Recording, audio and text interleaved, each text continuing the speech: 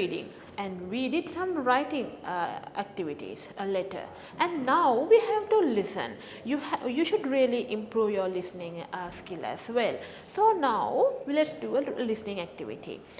In listening, what do we do? What are the things at the exam, the examiner is expecting from you, right? In listening, children, actually you need to simply understand what's happening in the conversation or in the speech or a lecture, what's happening in that. That's what simply you want to do. So let's see. So we are going to improve it little by little. Let's see. Now you have to listen to a conversation, but before you listen to the conversation, let's talk about the conversation. Right, it is page number 4. You can look at the page number 4. You have something called at the end of the page number 4. You have before listening something, no? So, right, let's see. A. Have you heard of these famous Sri Lankan achievers? Right. In pairs, read the sentence about them. Now ask each other questions. The first one is done for you. So now what are you going to do? What are you going to listen about? What are you going to talk about? Sri Lankan achievers. Who is an achiever? Somebody has achieved something, right? Something incredible or something unusual or something hard, right? Achievers, right. So let's go to the page number 5. Question number 1. Who's there? Joseph Malik Piris is a virologist working at the University of Hong Kong. He played a key role in discovering the cause of SARS, the viral respiratory disease. So here, who is the person here? Joseph Malik Piris. Now you have some questions. There are 3 questions. Who is Joseph Malik Piris? What is his profession? Or where does he work? What is he famous for? Now you have a small description, right? 1, 2, 3, 3 almost like 2 sentences. In using the information in these 2 sentences, you have to answer for these questions. Who is Joseph Malik Piris? If you don't have a partner, now this is an activity, it's a pair work, right? So 2 by 2 are going to do. But if you at home, if you don't have a partner, don't worry. Just talk to yourself. You ask the question and you answer yourself. Okay, I can ask the question, you answer. Okay, if I ask who is Joseph Malik Piris, who is? Is a virologist, doctor, right? Virologist. Then what is his profession? Maybe he's a doctor in the medical field. Where does he work? It's there at the University of Hong Kong. It's there in the description. Then what is he famous for? Why he became famous? Then he has he has discovered the cause of SARS. You know SARS? SARS is something, like COVID-19. It killed so many people. SARS in 2000, right? In 2000, yeah. SARS. So he has discovered the cause of SARS. That's why he became famous. So that is the reason. Okay, let's move to the second. Bala Tampo was a veteran trade unionist. He was a leader in the labour movement in Sri Lanka. Okay. Now I am asking, who is Bala Tampo? So what is your answer? Who is Bala Tampo? Who is? It is still in the first sentence, veteran trade unionist. Okay. Then what is his profession? He's maybe a unionist. So he was a leader in the labour movement in Sri Lanka. So maybe a union leader or maybe a lawyer or somebody like that. Let's take a leader of a union. Then where does he work? Where does he work? In Sri Lanka. That means maybe in a department of labour department. Right. Then what he is famous for? He is a labour movement. So he was a leader in the labour movement in Sri Lanka. So he must have done social activities, right? He must have been famous for social activities, like regarding labour movements and labour rights. Then who is Pandit W.D. Amaradeva? Third one is an eminent Sri Lankan vocalist. He has received numerous awards. Now, who is Pandit Amaradeva? He's a vocalist, right? What is his profession? What is his profession? He's a singer or musician. Then, where does he work? It's not applicable, right? Just he's a Sri Lankan. Then, what is he? Why is he famous? Why? Because he has received numerous awards, number of awards, not only one, not only two, number of maybe 50, 30, 60, 100 maybe. That's why he became famous. The fourth, Dr. Cyril Ponnam Peruma is a scientist. He worked for NASA, the American Space Organization. Right, now who is Dr. Ponnam Peruma? Who is? He is a scientist. Then what is his profession? He's a scientist. So he is scientist. Then he worked, where does he work? NASA, at NASA. Why he became famous? Because the NASA is not a Sri Lankan one, right? It's an American organization. That's why he became famous. So he has gone the high level of, in his occupation, he has gone high. So he has, because of that he became, as a Sri Lankan scientist, he has achieved high level. Okay, right. Then Anoma Vijayawardena is a well-known Sri Lankan artist. She works in Sri Lanka and in London. She has held exhibitions in Colombo, London, Sydney, Singapore and Kuala Lumpur. Okay, now Anoma Vijayawardena. Who is Anoma Vijayawardena? Artist. So well-known Sri Lankan artist. Then what is his profession? If he's an artist, so he's artist, right? Maybe drawing, maybe painting, things like that. Then where does he work? He works in Sri Lanka and in London. She works in Sri Lanka and in London. Then what is he famous? What is she famous for? Holding exhibitions. So she has done various exhibitions, right? Exhibition in lots of places, like Colombo, London, Sydney, that means all over the world, like in many countries. That's why she has she became famous. Okay, good.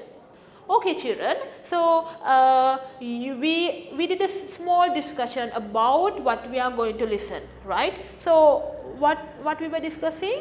We were discussing about Sri Lankan achievers, right? Now we are going to listen to a conversation. Before we listen to the conversation, let's learn some new words that you are going to get in the conversation. The first one is mountaineerian. Mountaineerian. So what is mountaineerian?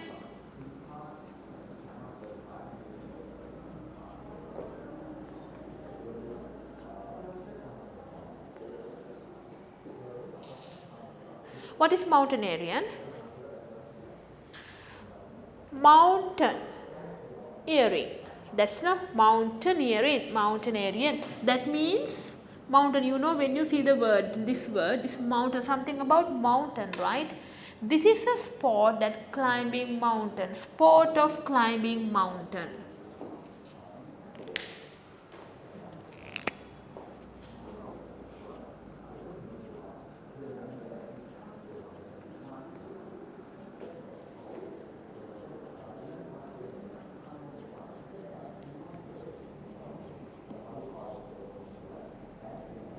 It's a sport of climbing mountains called mountaineering.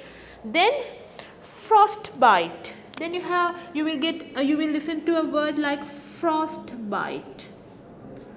Frostbite. You know also bite. Bite is like we bite, snake biting, we call it, right? Snake biting, ants biting, you know, when the insects are biting us, we call bite, you know, they can bite us. But his frostbite, what do you mean by frostbite? It's an injury to the body. It's an injury to the body.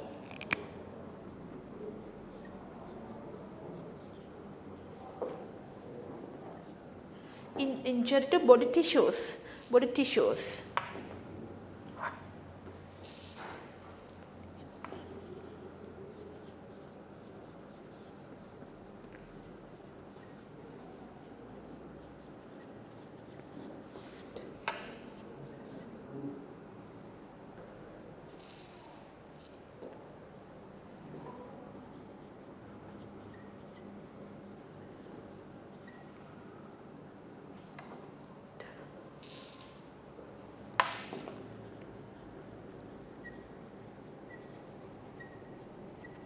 Right. So, injury to body tissues caused by exposure to extreme cold. The frostbite is now when you are in a cold country. In the winter season, why they put gloves and boots and why they cover everywhere. When you are exposed to the coldness throughout, like excessive coldness, very high, the coldness is so high, that means temperature is very low, like -5, -7, very low, your tissues can be damaged due to the coldness. Tissues means we have tissues everywhere, no? So easily your fingertips, your toes, your ears, like can be damaged due to the coldness. So that damage is called frostbite. So when what happens when your tissues are damaged? You can't move. It will freeze. It freezes, and then what will happen? When you can't move, the blood circulation is not happening. So you can even lose your fingers, hands, legs. So it's very damaging, very damaging. So this is frostbite is an injury that happens to your body tissues, right, due to the coldness. The next one is personality traits. The next word is personality traits.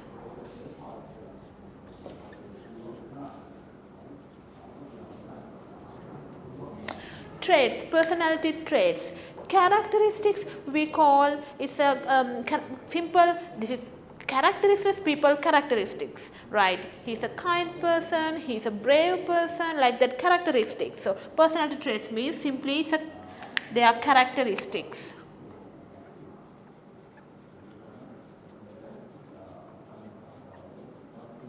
Okay, then accomplish.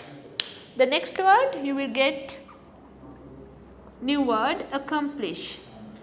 Accomplish means achieve.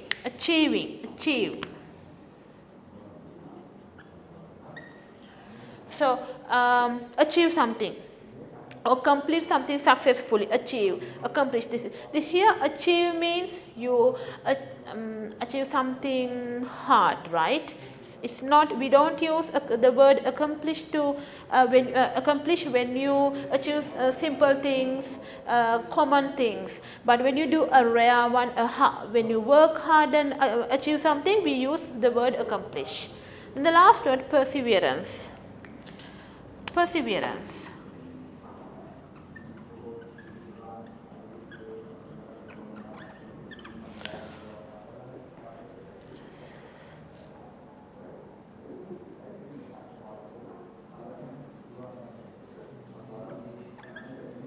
So what do you mean by perseverance? Perseverance is persisting in doing something to achieve something.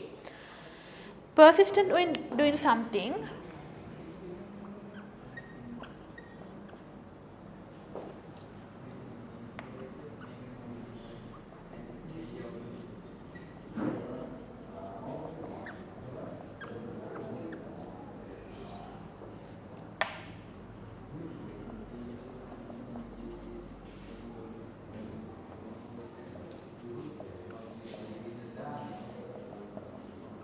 Okay, what is perseverance? Perseverance is you keep doing something to achieve something hard or something rare, uncommon, despite difficulties. Now, if you want to achieve something uncommon or something dangerous.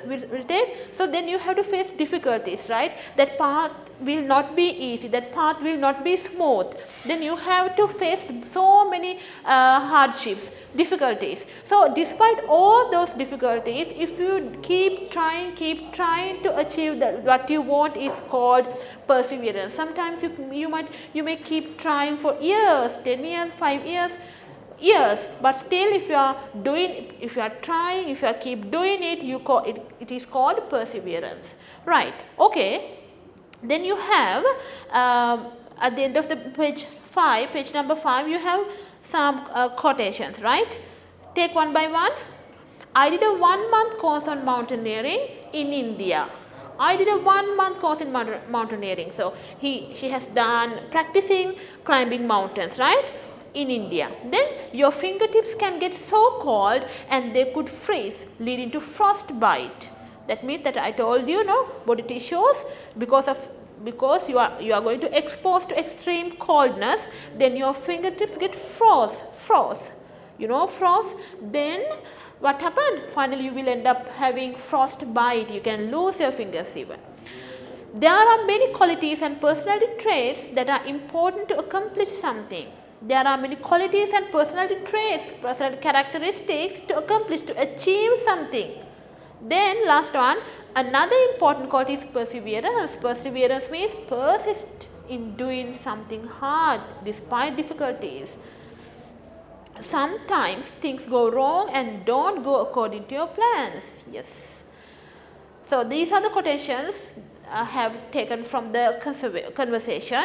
So now let's go to the conversation, right? Hello Jayanti and welcome. Thank you very much for agreeing to do this interview. I'm really happy to talk to you. Can you tell me, when did you first start mountain climbing and why did you want to climb Mount Everest?